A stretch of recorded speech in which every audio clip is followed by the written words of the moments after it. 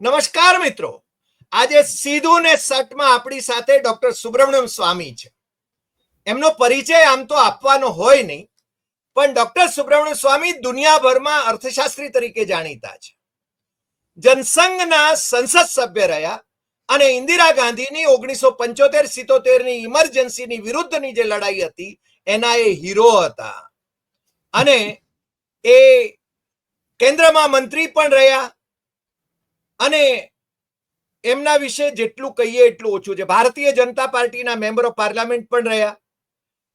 મને કહેવા દો કે જનતા પાર્ટી જે 1977માં જે જનતા પાર્ટી સત્તામાં આવી હતી ઇમરજન્સી પછી, એ પાછળથી ડોક્ટર સુબ્રમણ્યમ સ્વામી 2013 સુધી એ જનતા પાર્ટીના અધ્યક્ષ રહ્યા અને પછી ભારતીય જનતા પાર્ટીમાં એમણે એનો વિલય કર્યો અને એમને ક્યારેક ઇમરજન્સી દરમિયાન જ્યારે ગુજરાત આવતા હતા ત્યારે એમને રિસીવ કરવા માટે અને ભાવનગર લઈ જવા માટે એ જે નરેન્દ્ર દામોદરદાસ મોદી એ જ્યારે ભારતીય જનતા પાર્ટીના પ્રાઇમ મિનિસ્ટરિયલ કેન્ડિડેટ હતા ત્યારે ડોક્ટર સુબ્રમણ્યમ સ્વામીએ એમને વડાપ્રધાન બનાવવા માટે પણ ઘણું બધું મોટું યોગદાન કર્યું. એના વિશે આજે આપણી સાથે વાત તો કરવાના છે, પરંતુ સ્વામીનો આજે જ્યારે હું ગુજરાતી દેશ અને વિદેશમાં જે બેઠા છે એમને પરિચય આપું તો એમાં એક વાત જરૂર કહેવી પડે કે રામ જન્મભૂમિ આંદોલનને એ મુકામ પર પહોંચાડવા માટેનું યોગદાન એ ડોક્ટર સુબ્રમણ્યમ સ્વામીનું છે. ભલે એનો યશ લેવા માટેની કોશિશ બીજા લોકો કરતા રહ્યા હોય. ચીનના પ્રખર અભ્યાસી છે. આમ તો હાર્વર્ડ, MIT એ બધામાં એમણે અભ્યાસ કર્યો છે, અમેરિકામાં અભ્યાસ કર્યો છે, અધ્યાપન પણ કર્યું છે અને IIT દિલ્હીના એ પ્રોફેસર પણ રહ્યા છે અને એની સાથે સાથે રાજકારણમાં પણ એ ગાજતું નામ છે, સતત ગાજતું નામ છે. ડોક્ટર સુબ્રમણ્યમ સ્વામીથી લોકો ગભરાતા હોય છે, કારણ કે આ મિસાઇલ કઈ બાજુ ફૂટશે એ કઈ કહેવાય નહીં. એટલે એવા ડોક્ટર સુબ્રમણ્યમ સ્વામી એમની એક બીજું પણ અમે ઈશાન મુંબઈમાંથી જ્યારે ચૂંટણી લડતા હતા ને અમે મુંબઈના પત્રકારત્વમાં હતા ત્યારે ચીન વિશેની વાતો એમની પાસેથી જે જાણવા મળતી હતી, એમની સાથે જે ચર્ચા કરવાની તક મળતી હતી એ અદ્ભુત હતી. અને પેરામાઉન્ટ લીડર દેંગ જિયાઓપિંગ સાથેના એમના વૈયક્તિક સંબંધો, મને લાગે છે ચીન સાથેના ભારતના સંબંધો સુધારવા માટે ડોક્ટર સુબ્રમણ્યમ સ્વામીનો ઉપયોગ અથવા તો એમની ગુડ ઓફિસનો ઉપયોગ એ છે ને તમામ વડાપ્રધાનોએ કર્યો છે, રાજીવ ગાંધીથી માંડીને નરસિંહ રાવ સુધી. માત્ર મોદી કદાચ એમાં અપવાદ છે. હવે અને કૈલાસ માનસરોવરની યાત્રા શરૂ કરાવવા માટેનો યશ પણ ડોક્ટર સુબ્રમણ્યમ સ્વામીને જાય છે. આ હું છે ને સીધીને સટ વાત કરી રહ્યો છું, પણ આજે આપણે ડોક્ટર સુબ્રમણ્યમ સ્વામીને સીધો સવાલ કરવો છે. એમને મારે બોલવા દેવા છે, કારણ કે એમને સાંભળવા માટે દુનિયાભરના ગુજરાતીઓ અને બિન ગુજરાતીઓ પણ જે આપણી ચેનલ સાથે જોડાય છે એ લોકો ખૂબ આતુર હોય છે. એટલે सीधो सवाल डॉक्टर सुब्रमण्यम स्वामी आपका स्वागत है हमारे चैनल में। और मैं सीधा सवाल करता हूं कि नरेंद्र मोदी क्यों चाइना के बारे में कोई नाम नहीं लेते हैं, जबकि घुसपैठ हुई है लद्दाख में, अरुणाचल प्रदेश में। लद्दाख के बारे में तो आप बहुत लिखते रहे हैं, और अरुणाचल प्रदेश का भारतीय जनता पार्टी का जो लोकसभा का सदस्य है तापिर गाओ, वो भी कहता रहा है कि हमारे प्रदेश में आके उन्होंने गांव बसाए हैं। तो आप फिर भी नरेंद्र मोदी क्यों चुप है? नरेंद्र मोदी क्यों चाइना का नाम नहीं लेते हैं? शुरुआत उससे करेंगे, प्लीज सर।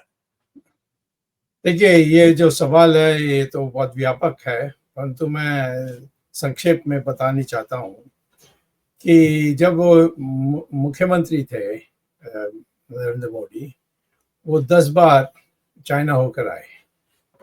अब उसको ना चाइना भाषा आता है, ना चाइना का शास्त्र जानते हैं या उसकी इतिहास जानते हैं।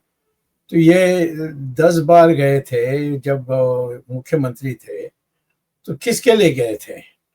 और मैंने पता किया तो पता लगाया कि वो ज़्यादातर जब चाइना जाते थे वो बीजिंग में रहते थे और इंडियन एम्बेसी का जो सत्कार था उसका फ़ायदा उठाते थे। और उस समय हमारे एम्बेसडर था, कौन था, जो आज हमारे विदेश मंत्री है। तो मैं समझता हूँ कि जयशंकर, यस। या जयशंकर, या हाँ, मैं समझता हूँ कि उनकी जो 10 बार जो चाइना गए थे, इससे कहीं ना कहीं चाइना को मौका मिला है इनको कहीं ना कहीं इनको अपने ठिकाने में लगा सकते हैं।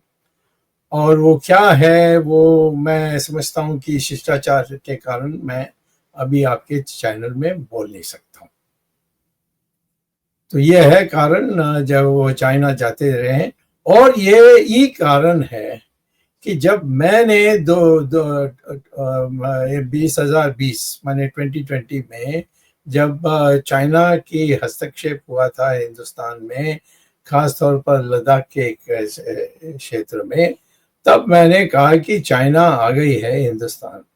तो आपको पता होगा, याद होगा, स्मरण होगा कि मोदी ने कहा कि कोई आया ही नहीं, कोई गया ही नहीं। ये तो सरासर झूठ था।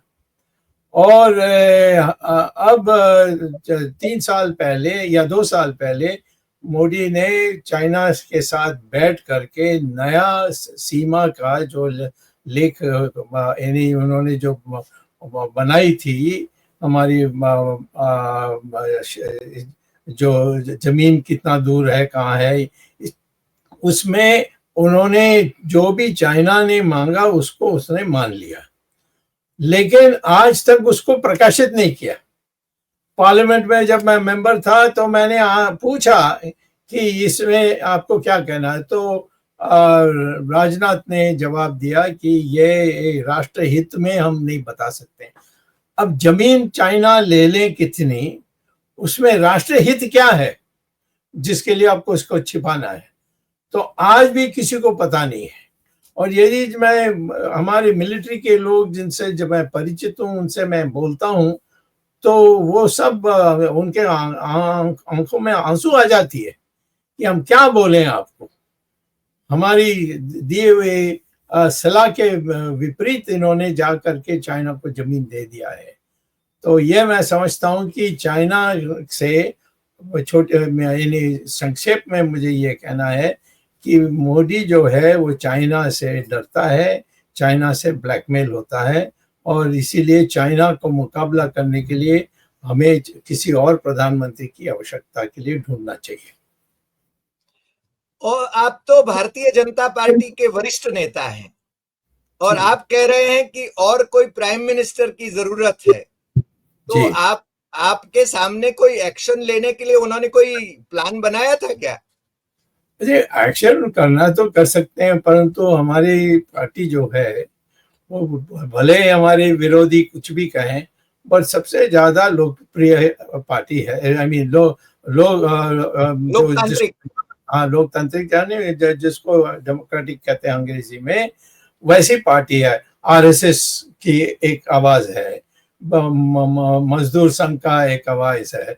ये इतने जो संगठन बने हुए हैं, उनकी अनुमति के बिना या उनकी लापरवाही के बिना किसी के ऊपर आप एक्शन ले सकते हैं।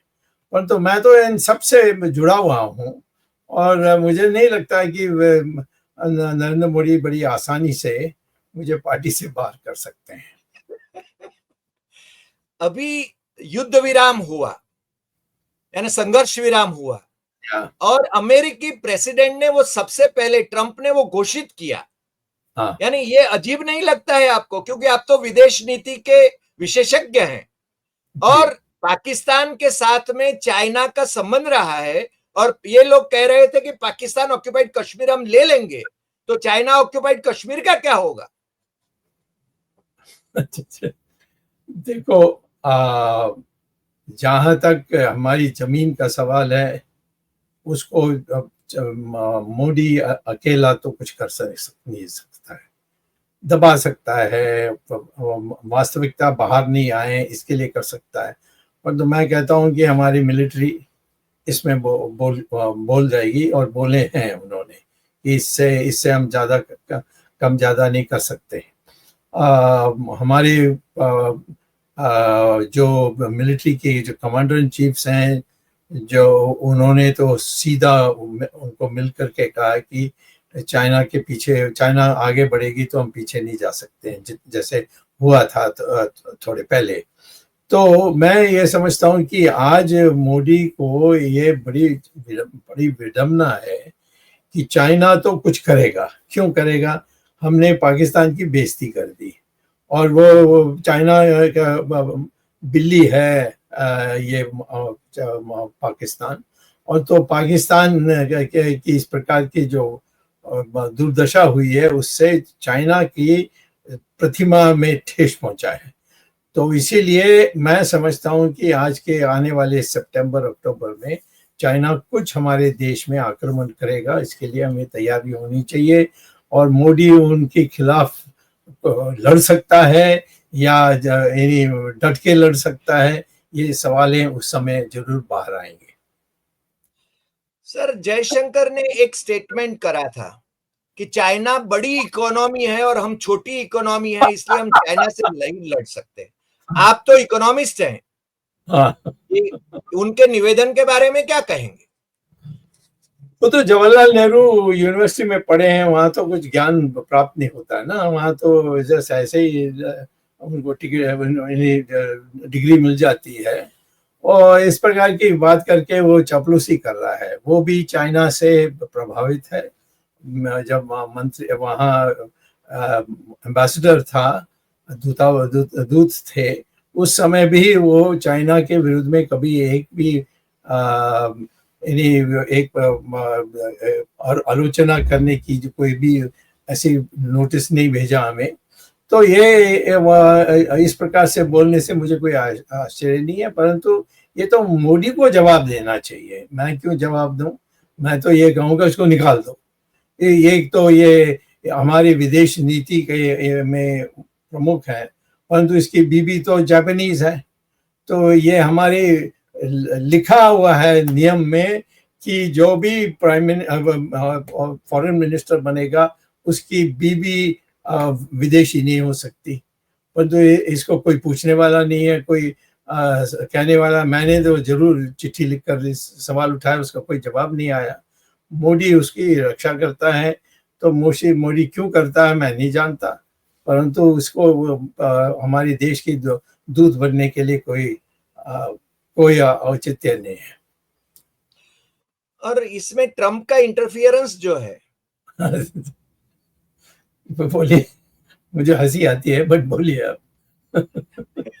उसके बारे में क्या कहेंगे? क्योंकि ट्रम्प न केवल शी जिन के बारे में उसके बारे में बोल सकते हैं जनाब, न ट्रम्प के बारे में बोल सकते हैं, तो हमारी सॉवरेनिटी का क्या होगा सर? नहीं, ट्रम्प को इतना पता है कि मैं अपने बैंक अकाउंट से 21 लाख डॉलर्स नरेंद्र मोदी को दी है, और उसने ऐलान भी कर दिया, अखबार में भी आया, परंतु किसी को हिम्मत नहीं है इसको उठाने के लिए। और हर चीज के लिए मुझे कोर्ट में जाना, लोग कहेंगे स्वामी को और कोई काम नहीं है, उसको मंत्री नहीं बनाया इसीलिए वो चिड़े हुए हैं। इस तरीके से झूठी बातें बोली जाएगी। मैं ये कहता हूं कि जब आपने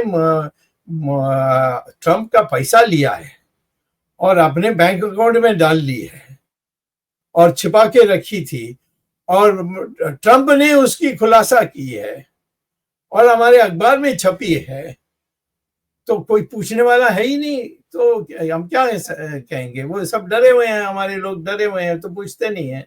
परंतु इसके कारण वो ट्रम्प के खिलाफ जा नहीं सकता।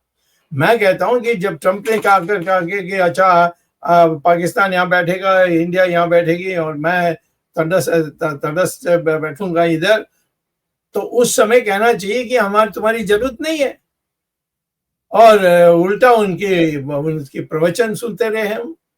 तो मैं समझता हूँ कि मोदी चाइना के सामने खड़ा हो सकता है ना, अमेरिका के सामने खड़ा हो सकता है। चाइना के सामने खड़ा इसीलिए नहीं हो सकता कि वो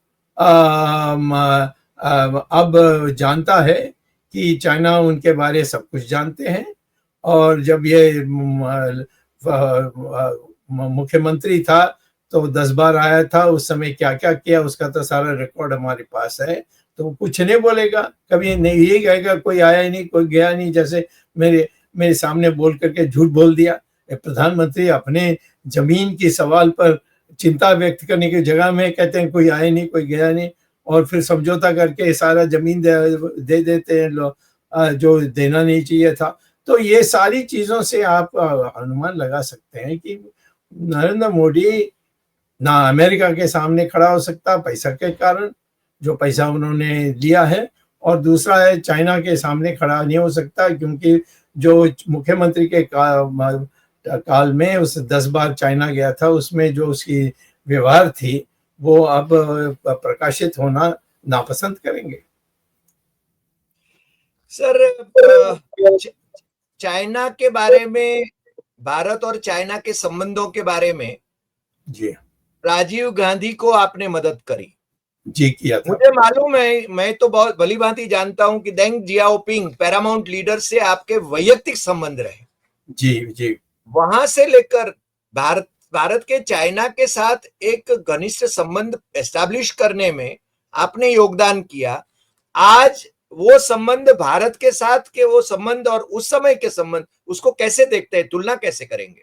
आप कॉमर्स और इंडस्ट्री मिनिस्टर भी रहे। जी बिल्कुल, मैं चाइना गया। तो हाँ, हाँ, सही बात है। देखिए, परिस्थिति अलग है। उस समय दंग शाओपिंग माओ से तुंग के बराबर माना जाता था जी, और मैंने टेस्ट करने के लिए उसको कहा कि भाई, उन्होंने एक मेरे से बड़ी बहस करने के बाद, ये सारा इंडिया टुडे में पूरी आई है, वो जो उन्होंने बहस मेरे साथ की, मैंने उनके साथ की, सारे word by word India today ने उसको छापा है, क्योंकि हमारे जो एम्बेसडर थे उन्होंने सारा कॉपी दे दिया उनको। तो उसमें से आपको दिखेगा कि हमारी बात जो हुई थी वो दो बराबर देश के बीच में बात है, वैसा हुई। तो उन्होंने मुझे ये कहा, पहले तो मैंने कहा कि कैलाश मानसरोवर आपने बंद रखी है, उसको आप खोलिए।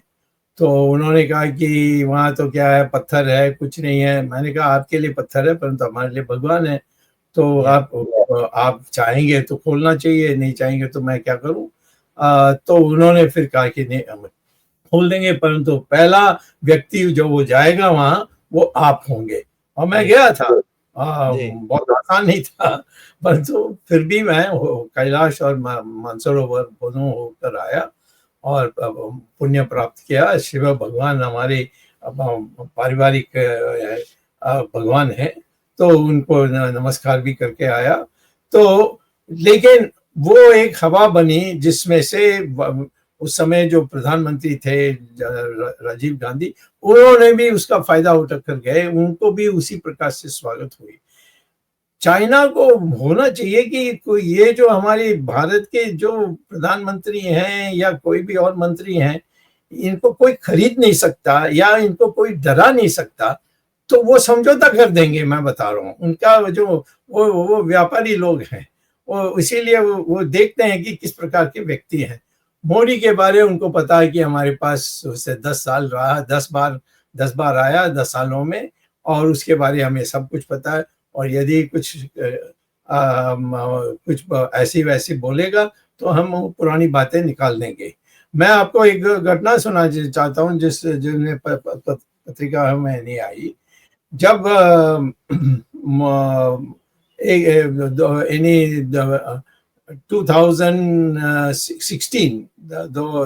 2016 के टाइम पर मोदी ने मुझसे बुलाकर कहा कि चाइना में आपको बहुत चाहते हैं, कि वहाँ उन्होंने एक बैंक बनाई है, ब्रिक्स बैंक।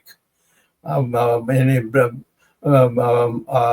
4-5 देशों ने मिल करके एक बैंक बनाई, उसकी आपको चाइना ने प्रस्ताव दिया है कि क्योंकि हार्वर्ड में प्रोफेसर थे और हमारे कई विद्यार्थी जो हैं वहाँ पढ़ के आकर यहाँ गवर्नमेंट में हैं, वो सब क्या आपका नाम दिया है, तो आपको आना चाहिए। मैंने कहा कि मैं तो अमेरिका छोड़ के आया हूँ, मैं अब विदेश कहीं नहीं जाने वाला हूँ, तो इसीलिए मैं नहीं मानता हूँ।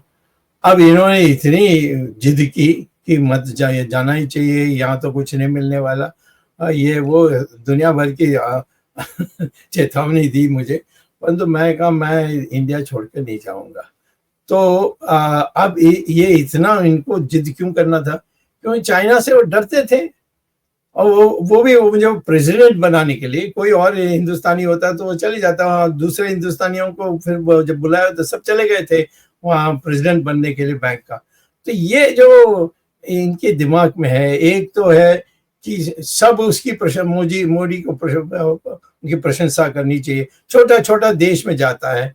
अब पिछले 2 महीने में कहाँ गए थे? इन देशों में हमारे कोई प्रधानमंत्री कभी गए नहीं, कैसे जा सकते हैं? इतने देश में 104 देश हैं, उस 104 देश में कहाँ हमारे प्रधानमंत्री सब जगह जा सकते हैं? तो इनकी जो हीन भावना है, वो जो बोलने चाहता था वो ये है कि मोदी में हीन भावना भरा है, और कोई भी उनसे ज्यादा काबिल व्यक्ति सामने आएगा तो उसको खत्म करने में ही लगता है। ये गुजरात में भी किया था हरेन पांड्या के साथ, और ये मेरे साथ तो हरेन पांड्या का नहीं कर सकते हैं, क्योंकि मेरे पास तो यानी जो जाल मैंने रखी है उस जाल में वो अटक जाएगा तो फिर वो बाहर निकल नहीं सकेगा। तो इसीलिए मैं कहता हूँ कि ये जो मंशा है कि एक अस्थिरता दिमाग में, एक शक सबके बारे, और सबको दबाना, घटाना और चमचे को ही रखना, ये सारी चीजें जो आप देख रहे हैं, तो मैं समझता हूँ कि मोदी रहते हुए हमारी देश चमक नहीं सकती। पाकिस्तान को हरा सकते हैं, वो तो कोई भी हरा सकता है। हमारे देश तो कई बार आर्म फोर्सेस कर रहे हैं। हाँ, हमारे आर्म फोर्सेस कर रहे हैं। हाँ, यस दैट्स राइट, वो हो सकता है, बट किसी देश को जगह दिखाना वो मोदी के बस का नहीं है। डॉक्टर स्वामी, जैसे आपको ऑफर किया उन्होंने, मेरे ख्याल से आपको मंत्री भी बनाने वाले थे, या तो आपको देश के बाहर भेजना चाहते थे। यानी आपने ठीक ही कहा कि he is obsess about certain people. तो आपको नहीं, देखिए, जहां तक मंत्री बनना, मुझे क्या है, मैं तो 2 बार मंत्री रह चुका हूँ जी। मुझे मंत्री बनाने हैं तो फाइनेंस दो, नहीं तो मैं मत बनाओ। अब वो फाइनेंस तो देने के लिए स्थिति में ही नहीं, वो बिल्कुल, वो तो निर्मला सीतारमण को बनाने में इच्छुक थे, और उसको तो कुछ इकोनॉमिक्स तो जानती नहीं है, वो जेएनयू में पढ़ी है। जेएनयू जितना जवाहरलाल नेहरू को पता था उतना उनको पता है। तो मैं तो शुरू में मैं बता रहा हूँ कि मोदी को मैं जानता था 1972 से। उस समय ये विद्यार्थी था, और मैं विद्यार्थी परिषद में भाषण देने के लिए गया था तब पहली में। उसके बाद वो प्रचारक बना, और जब मैं गुजरात आता था इमरजेंसी में, तो रेलवे स्टेशन में आकर वो मेरा बक्सा को उठा के पहुंचाता था किसी मंत्री के घर में। उन दिनों में हमारी मंत्री हमारी सरकार थी गुजरात में, मकरंद देसाई, बाबू भाई पटेल, ये सारे लोगों ने मेरे लिए जगह देते थे। हम आराम से सोते थे, और जो थोड़ा विश्राम होने के बाद फिर वापस जाते थे इमरजेंसी के विरोध में करने के लिए। तो मोदी की जो कद थी, उसको हम शुरू से ऐसा नहीं समझते थे वो प्राइम मिनिस्टर बनने लायक है। पर गुजरात के चीफ मिनिस्टर बनने के बाद हमारे पास कोई और नहीं था, और अडवाणी जी का जो जिन्ना के ये कहकर सबको नाराज कर दिया, तो अडवाणी जी तो गए, बाकी कोई तैयारी नहीं था। तो तब सेठ लोगों ने सब मिल करके हम लोगों को बताया कि ये इसने गुजरात में बहुत अच्छा किया है, तो इसको ऑल इंडिया में ट्राई करना चाहिए। और आने के बाद इस प्रकार से वो करेंगे, हमें तो कभी नहीं ना, उसको क्या कहते हैं, नमक हराम कहते हैं, वही हमने उसकी चरित्र देखा है। सर, अभी उन्होंने, क्योंकि आप यानी वरिष्ठ धाराशास्त्री भी हैं, श्रीमती जी रोक्साना भी तो धाराशास्त्री हैं, और अभी प्रेसिडेंशियल रेफरेंस उन्होंने एक भिजवाया है थ्रू द प्रेसिडेंट। उसके बारे में क्या कहेंगे? मैं तो इसको देखने के लिए यानी अच्छा नहीं समझता हूँ। ये किसकी जरूरत है इसकी? कौन सी बात उसमें है जिसको हम कह सकते हैं कि ये सारे हमारे संविधान को बदलने का जो तरीका है वो आज की इस परिस्थिति में इसको छूना ही नहीं चाहिए। एक विश्वास पैदा करनी चाहिए। तो मैं इस पर डिस्कस भी नहीं करने चाहता हूँ। एक डिबेट हो जाएगी तो फिर ये बात चल जाएगी, इसीलिए मैं इस पर डिबेट भी करने के लिए तैयार नहीं था। ये सब बेकार है। हमारी संविधान पर्याप्त है आज के परिस्थिति के लिए। आगे कुछ बदल लानी है तो पहले ये सारी चीजें हमें करना चाहिए। जी सर, अंत में हम अंत की ओर जा रहे हैं, तो मुझे आपसे छोटे छोटे सवाल करना है, यानी मैं एक साथ बोल देता हूं। जी जी। भारत और चीन के संबंधों के बारे में, भारत और पाकिस्तान के संबंधों के बारे में, बांग्लादेश चिकन नेक की बात कर रहा है तो उसके बारे में, और पड़ोसी देश सब चाइना के इन्फ्लुएंस में जो आ गए हैं तो उसके बारे में, तो हम क्या, आपकी राय क्या है? ये मेरी राय है कि वो स्वाभाविक है कि वो चाइना को ज्यादा भीम जैसा, भीम जैसा तगड़ा है। ये कुछ नहीं है, ये एक इम्प्रेशन है। मैं कहता हूँ हमें क्या करना चाहिए। पाकिस्तान की 4 प्रांत हैं। एक है ये जो बलूचिस्तान, फिर उसके बाद सिंध, उसके बाद पख्तूनिस्तान, और इसके बाद पंजाब। ये 4 है। इसमें 3 पाकिस्तान के हिस्सा नहीं बनने चाहते, खुलकर कहते हैं। आंदोलन की है, उनकी मारकाट हुई है। तो इस समय जब ये हुआ तो बलूचिस्तान तो संदेश भेज दिया हमें कि हमें हमारी मान्यता दे दो, हम अलग बना लेंगे। क्यों नहीं बनाई? ये है सवाल, जिससे लगता है कि इनका कहीं ना कहीं दूसरे जगह से स्क्रू चल रही है, उनके पास, किसी के और के पास है। तो ये है। दूसरा है कि चाइना ने आकर हमारे देश में कई जगहों में उन्होंने हड़प ली। अब मैं जवाहरलाल नेहरू ने क्या किया, ये सब पुरानी बात हो गई है। हाँ जरूर है, जवाहरलाल नेहरू ने हमारे देश के साथ ठीक नहीं किया, वो अलग बात है। इन्होंने, चाइना आई हमारे देश में और मोदी ने बयान दिया कि कोई आया ही नहीं, कोई गया ही नहीं, तो झूठ था। बाद में अब पता लगता है कि उन्होंने समझौता कर लिया, जिसमें चाइना का जो भी वो जगह मांग रहे थे सब दे दिया, और उसको छापा नहीं, पार्लियामेंट में नहीं रखा। ये हमारे इतिहास में नहीं हुआ जी, इतिहास में 1947 के बाद। तो मैं कितना आपको गिन कर दे, एक छोटा सा मॉरिशस थी, वो आपको नजर आंख दिखा रही है। जो हमारे देश छोटे छोटे जो द्वीप हैं वो भी हमें उंगली दिखा रहे हैं। तो मैं समझता हूँ कि ये सारी चीज अपने अखबारों में छापना मुश्किल है, मैं समझता हूँ, पर पब्लिक को ये नहीं अभी पता है। बाद में जरूर कहेंगे उस समय क्यों नहीं बोला, तो हम बोले तो छपेगा नहीं। तो मैं ये कहता हूँ कि जो सबसे बड़ी बात जो आपके सवाल में है कि मोदी को रहते हुए हमारी जो कद है वो गिरते जाएगी।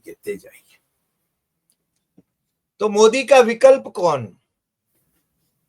ये हिंदुस्तान की बीमारी है। ये ठीक नहीं है तो किसी और को लाओ, वो ठीक नहीं है तो किसी और को लाओ, ऐसा होना चाहिए। हम दुकान में जाते हैं, जूता चुनते हैं तो एक लगाते हैं, नहीं बहुत टाइट है, दूसरा दो, तो वो नहीं ये बहुत लूज है, तो दूसरा दो। ये तो हम करते हैं, वैसे ही करना चाहिए। इसका कोई विकल्प नहीं है। कौन है विकल्प? मैं विकल्प का नाम लूंगा तो कल पता नहीं उसका क्या हो जाएगा। Why not, डॉक्टर स्वामी? नहीं, वो मैं तो समझता हूँ कि ऐसा विकल्प के रूप में मैं नहीं आने चाहता हूँ। आएंगे तो उस दिन जब खाई पैदा होती है, उस खाई को भरने के लिए कोई कहेगा तो ठीक है, परंतु आज एक विकल्प के रूप में मैं नहीं दिखना चाहता। मैं तो अर्थशास्त्री हूँ, देश में कैसा हमारी देश चमक सकती है इसके लिए मैं आया था राजनीति। उससे मैं इधर उधर अपने अपनी इच्छा को नहीं बतानी चाहता। संघ मेरे ख्याल से मोदी को बदलने की ताक में था। हाँ 75 का नियम उन्होंने खुद बनाया था, आडवाणी जी को, मुरली मनोहर जी को उन्होंने मार्गदर्शक मंडल में डाल दिया। सितंबर में उनको 75 साल हो रहे हैं। तो अब इस दौरान जो भी अभी जो घटनाक्रम हुआ पाकिस्तान के साथ, पहलगाम आतंकवादी हमला, ये पुलवामा का तो अभी हमें मालूम ही नहीं पड़ता है कि उसका इंक्वायरी हुआ नहीं हुआ, क्या हुआ। तो अब संघ की ओर से, क्योंकि आप संघ के बहुत करीब हैं, तो उसकी ओर से क्या संकेत मिल रहे हैं कि इनको चालू रखेंगे? ये संघ के सामने एक समस्या है कि बाकी जो हैं हमारे देश में जो राजनीति करते हैं, जो जिनकी पॉलिटिकल पार्टीज हैं, वो बीजेपी को कम खतरा समझते हैं। वो संघ के ऊपर ही नजर करते हैं। संघ को 3 बार यानी बैन हुआ है, प्रतिबंध लगा, पाबंदी लगा दी। तो मैं समझता हूँ ये कांग्रेस जो है वो रोज आरएसएस की बात करती है, वो कभी मोदी की नहीं बात करती। तो मैं समझता हूँ कि आरएसएस समझती है कि भाई हमारी तो पुराना उद्देश्य था कि हम देश में लोगों को एक चरित्र निर्माण करेंगे, और फिर जवाहरलाल नेहरू ने इन लोग आरएसएस को बैन करना, उनको जेल में डालना, ये सब शुरू किया। तो फिर हमारा कोई होना चाहिए पार्लियामेंट में जो हमारे लिए बोलेगा, क्योंकि एक भी नहीं है। तो फिर जवाहरलाल नेहरू जो चाहता करता है। तो उन्होंने फिर कहा था चंद लोगों को जिताएंगे, वहां से शुरू हुई, जनसंघ बनी। परंतु उस प्रोसेस में इमरजेंसी में इंदिरा गांधी उनके ऊपर दमन, उनके जितना नुकसान करना था सारी चीजों का करने के लिए, तो संघ ने सोचा कि भाई अब हम जनसंघ पार्लियामेंट में है, इसमें नहीं सीमित रह सकते हैं, हमें मैदान में आनी चाहिए। तो उसमें हमें मैदान में आए। जयप्रकाश नारायण ने उनको बुलाया और आम सभा में कहा कि आरएसएस को मैं इन्हें प्रार्थना करता हूं कि वो इस आंदोलन में वो जुड़ें और जुड़कर जीते। जीतने के बाद फिर जिन स्वयंसेवकों को उन्होंने मंत्री बनाया और या प्रधानमंत्री बनाए, सब फीके निकले, तो हम चुनाव हारे। तो फिर उसके बाद जो कांग्रेस आई, खिचड़ी कांग्रेस, वो बीजेपी के पास दुनिया भर की यानी जहाँ मारकाट हो रही है वो सब आरएसएस के नाम पर लगाने लगे। तो अब आरएसएस के लिए तो ये समस्या हो गई है। अब वो पार्टी नहीं चला सकते हैं, क्योंकि फिर आरएसएस का काम खत्म हो जाएगा। तो मैं ये समझता हूँ कि हमारे देश में आरएसएस के अतिरिक्त जो और शक्तियां हैं, अखबार हैं, प्राध्यापक है, लोग हैं, ये सारे लोगों को बोलने की हिम्मत आनी चाहिए। मुझे कई लोग कहते हैं तुम डरते नहीं हो इतना, तुम बोलते हो खुलेआम। तो मैं कहा कि क्या वो कर देगा उसके बाद, वो तो मुझसे डरता है, मैं कहाँ उससे डरूंगा। तो सही बात। हाँ, ये होनी चाहिए। अब हमारे इतिहास में आप देखोगे कभी अकेलापन का कभी किसी ने जिक्र नहीं किया। कृष्णा भगवान अकेला खड़ा हो सकता है, वो भगवान था, ये तो बात की बात है, परंतु वो अकेला खड़ा हो जाता था। और हमारी में जब जयप्रकाश नारायण अकेला खड़े हुए, कौन सोचता था कि वो एक क्रांति ला सकेंगे और इंदिरा गांधी को गिरा सकते हैं, उन्होंने किया। तो ये हमें मंशा में तैयार करनी चाहिए कि भाई हम अकेला कर सकते हैं और अकेला नहीं भी कर सकते हैं तो हम तो प्रयास करेंगे। ये एक नहीं नहीं नहीं हम कौन करें, हम तो कुछ नहीं है, और किसी को खड़ा होना चाहिए, किसी पार्टी को आकर कर हमें बचाना चाहिए, ये जो मंशा है ये हमारे देश को कमजोर कर रही है।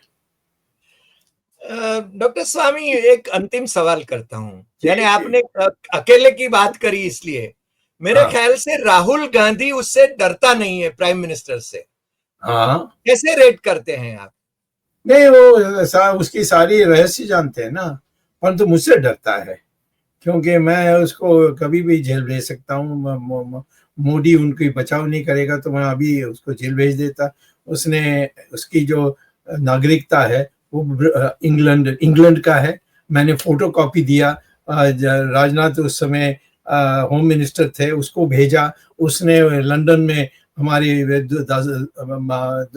जो एम्बेसडर थे उनसे पूछा, उन्होंने कहा, वह पूछ कर बताया कि नहीं ये सच है, ये यहाँ का भी उसने ये ली है, नागरिकता ली है, और ब्रिटेन में ले सकते हैं। ब्रिटेन में डुअल सिटीजनशिप अलाउड है, इंडिया में नहीं अलाउड है।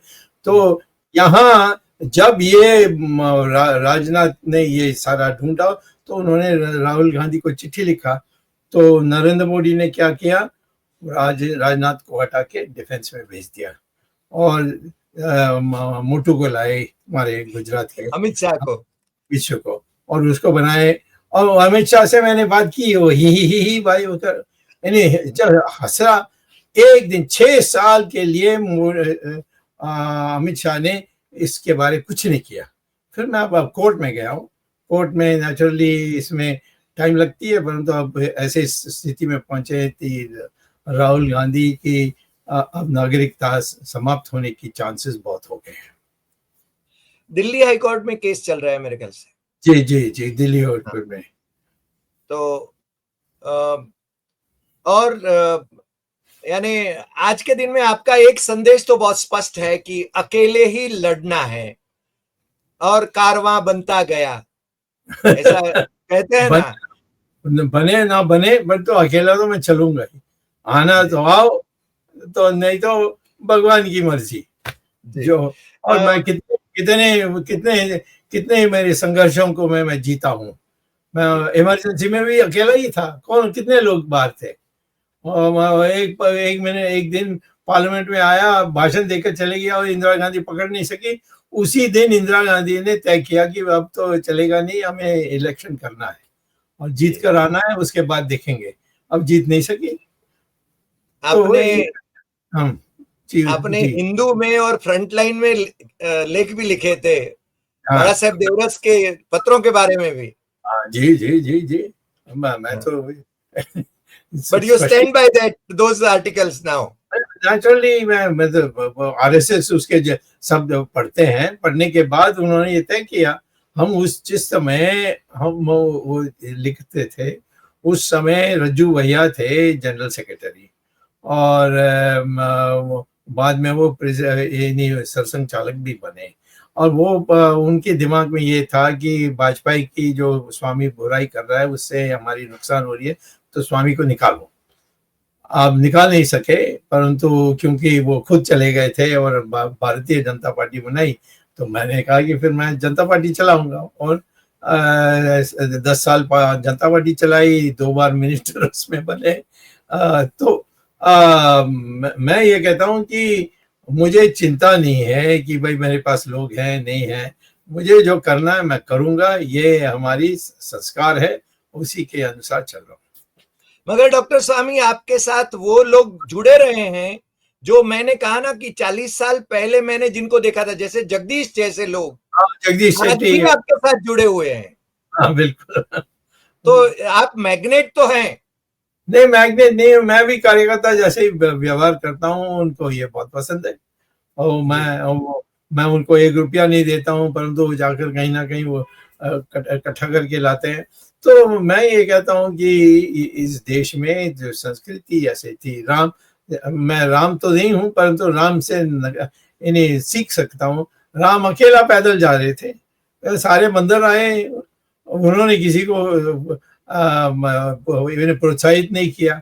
तो ये हमारी संस्कार ऐसी है कि तुम एक उदाहरण बनो, बाकी लोग सब आ जाएंगे। आपने राम का नाम लिया तो मोदी जी ने राम मंदिर बनाया। ये तो तुम्हारे पत्रकारों की झूठ है, वो तो कहीं नहीं था। उन्होंने तो, जब मैंने फाइल किया, देखिए मेरा जो कंट्रीब्यूशन ये था कि पहले जब हाई कोर्ट में मामला चल रही थी तो ये स्पर्धा ये थी कि ये पहले मंदिर था, इसको तोड़कर मस्जिद बनी, और मुसलमान का था कि हम 500 साल से यहाँ मस्जिद चला रहे हैं, अब ये इसको बुरा दोबारा नहीं उठा सकते, तो इस पर चली। तो इलाहाबाद हाई कोर्ट ने क्या कहा कि भाई ये दोनों बातों सही है, तो हम कह देंगे कि 20% मुसलमान को देंगे जमीन, और जो 80% है वो हिंदुओं को देंगे। अब दोनों को ये पसंद नहीं आई, तो दोनों गए सुप्रीम कोर्ट। सुप्रीम कोर्ट ने कहा कि इसको छूना नहीं है, क्योंकि ये हम इससे ज़्यादा क्या कर सकते हैं। राइट, हम हिंदुओं के लिए 85% कर सकते हैं और मुसलमान को 15% कर सकते हैं, परंतु उससे भी तसल्ली नहीं होने वाली है, तो क्या करना चाहिए। तो तब मुझे अशोक सिंघल बहुत बीमार थे, तो उन्होंने कहा स्वामी को पकड़ के लाओ यहाँ, जिसने राम सेतु को बचाया वो ये राम मंदिर भी कर सकता है, इसीलिए उसको लेकर आओ। तो मुझे रहता है, वो लेटे हुए थे बिस्तर में, उन्होंने कहा देखो स्वामी, हाथ जोड़कर कह रहा हूँ, ये तुम कर सकते हो, करो। मैंने कहा मेरे इससे कोई संबंध ही नहीं है। तो इन्होंने कहा कुछ भी करो, पर इसमें आप जाकर कुछ करिए, तभी हो सकेगा। तो मैं जाकर सोचते रहा मैं क्या बोलूं। आखिर में ये बात आई जो किसी और ने नहीं रखा, कि मेरा आस्था कहती है कि राम वहां पैदा हुए, और ये करोड़ों लोग कहते हैं कि वहां राम पैदा हुए जी, तो इसीलिए राम को देना। इनको तो क्या है, एक मस्जिद चाहिए, मस्जिद तो कहीं भी बना लो, मस्जिद तो नमाज पढ़ने के लिए आप सड़क में नमाज पढ़ सकते हो, आप तो आप दरी बिछा करके रेलवे स्टेशन में नमाज पढ़ सकते हो। तो इसीलिए ये कहना कि आपको नमाज पढ़ने के लिए एक जगह थी उसको तोड़ दिया, तो मैं कहता हूँ दूसरी नमाज जगह बना लो, बट हम दूसरा राम मंदिर नहीं बना सकते। राम मंदिर, राम जहां पैदा हुए, जो हमारी आस्था कहती है राम पैदा हुए, इसको सुप्रीम कोर्ट ने माना, और नरेंद्र मोदी ने पिटीशन, एक कोई है मद्रास का, उसने उसको ड्राफ्ट बना के दिया। उसमें लिखा है कि ये सारा जो जमीन है ये मुसलमानों ने बनाई थी, तो मुसलमान को बांट देना चाहिए। अब जमीन बांट दोगे तो कहाँ मंदिर होगा। तो ये इनकी लिखित में है मोदी का। और बाद में हम जीतने के बाद उन्होंने जाकर के मेला की कि मैंने किया, और अखबार वाले भी वही लिखेंगे, वो मेरे बात को ही लिखेगा, वो सारे उनकी। हम पत्रकार तो जानते हैं कि आपका योगदान, इसलिए तो हमने इंट्रोडक्शन में ही बोला। तो इस मोदी को मैं क्या, और इनको तो उसका दुष्परिणाम भी मिल गया कि अयोध्या डिवीजन की 5 लोकसभा सीट वो हार गए।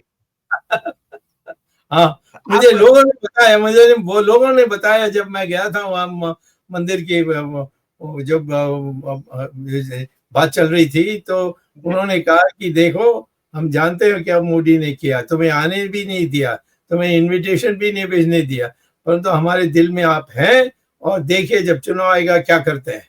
और वही हुआ। तो डॉक्टर स्वामी, आपने खुलकर आज बातें करी है हमारे साथ, और आपका बहुत बहुत शुक्रिया।